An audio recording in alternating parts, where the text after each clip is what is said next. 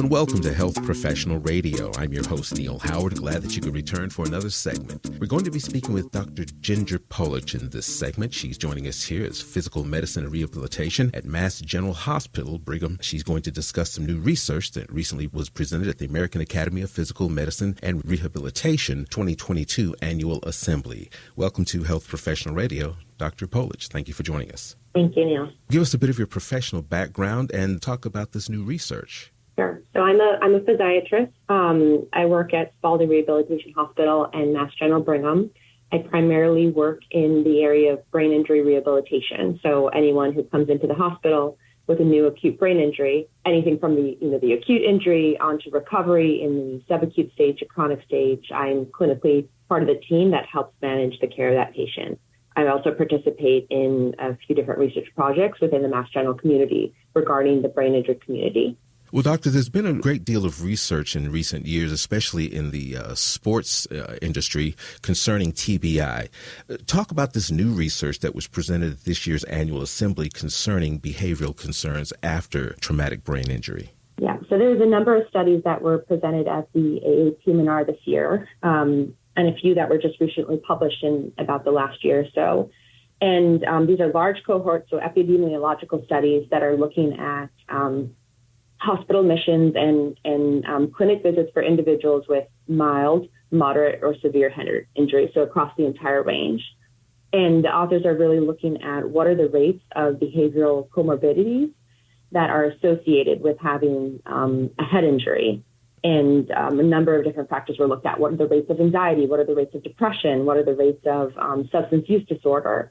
And across a number of different behavioral health concerns, there seem to be pretty significant increases in one's associated mental health conditions if you did have a head injury history.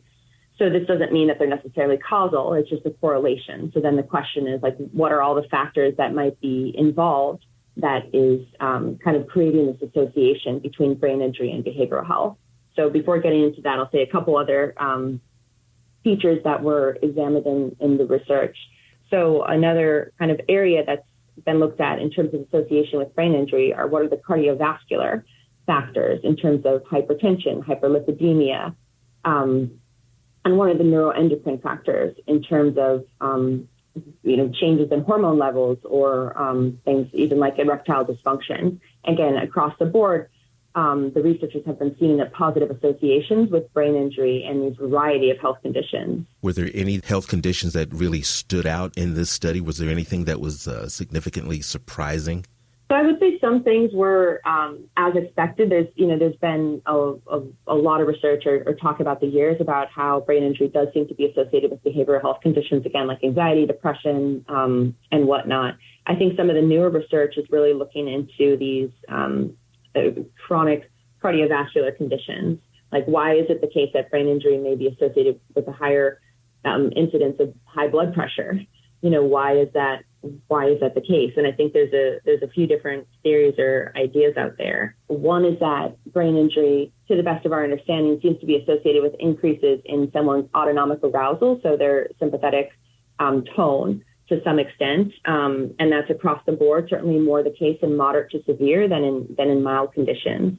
But a question is this kind of increased adrenergic tone associated with a higher incidence of hypertension, or is it something more behavioral? Or someone who has a head injury may have a number of different symptoms. They might feel crummy because they have a headache. They might feel crummy because they're fatigued and they're sleeping poorly. And then there's going to have this whole cascade of different changes in behavior in terms of maybe they're not exercising as much, maybe they're not going out as much, and maybe those kind of lifestyle changes might be what is underlying some of these higher incidences of cardiovascular health. So these epidemiological studies are very important. They're looking at large cohorts and they're showing these associations, but in terms of what exactly is causing what, I think a lot of that still remains to be determined. You mentioned minor to severe TBI. Was there any information or any correlation between how the injury was acquired, whether or not it was a sports injury where the person maybe knew that there was a possibility of such an injury, or whether it was accidental, the person just out of the blue was hit in the head? So a lot of the new large cohort studies, they might look at that as a variable, but it's not necessarily the data doesn't necessarily tease out if sports versus some other type of concussion is associated with these different trends, at least in those large cohort studies. Of course, there's a whole body literature on sports-related concussions specifically, and we do know from prior research that the way in which you acquire an injury does seem to matter. For instance, if all other things being equal, the person being equal, or the severity of how hard someone hits their head being equal, if an injury is acquired during something like sport, where an injury might be expected, versus something like a car accident or assault, where an injury might be unexpected or sustained under very traumatic, terrible circumstances, there might be difference in outcomes. Mm-hmm. And that's kind of the psychosocial flavor of what it means to be brain injured in those cases, right? An athlete might just be like, oh, this is part of the game. Though, of course, that they might have a much different response to that as well. But, in these other type of injuries that are more surprising or more, kind of traumatic or something terrible happening, those individuals tend to have poor outcomes long-term, especially along behavioral health measures such as anxiety and depression. Mm-hmm. Is there anything that you'd like to add, and then give us some web resources where our listeners can learn more? Yeah, I think again, this is a hot topic right now in terms of head injuries and the implications. And I think there's a lot of really important and good research coming out in terms of showing these associations between head injury and all these different behavioral health outcomes. And I think at the same time, we all have to be really cautious and patient to really understand in terms of causality. Because again, I think you can look at some of these studies that associate one minor or mild concussion with increased rates of anxiety and depression. And I think if we were to just simply draw the conclusion that, if you hit your head once, you're more likely to have anxiety and depression because of something that's going on in the brain or some biological process, I think that's very premature and certainly not where the literature is right now. I think it's very complicated. These are associations, not necessarily causal. And we really, when we think on an individual rather than a population basis, you really have to think about the whole biological, psychological, and social picture. That's much more than just brain biology happening. There's changes in people's lives, right? There's the psychological, dealing with the fact that your head was injured. So I always want to have a word of caution to kind of keep those, the epidemiological studies and then kind of the individual separate when thinking about these findings. And a web resource where our listeners can learn more, please.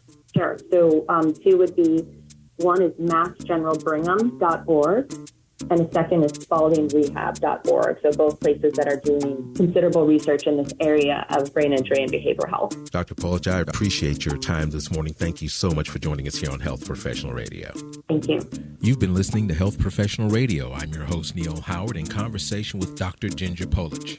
Audio copies of this program are available at hpr.fm and healthprofessionalradio.com.au. You can also subscribe to the podcast on iTunes, listen in, download at Anchor, Spotify, and be sure and subscribe to our YouTube channel at youtube.com/Health Professional Radio.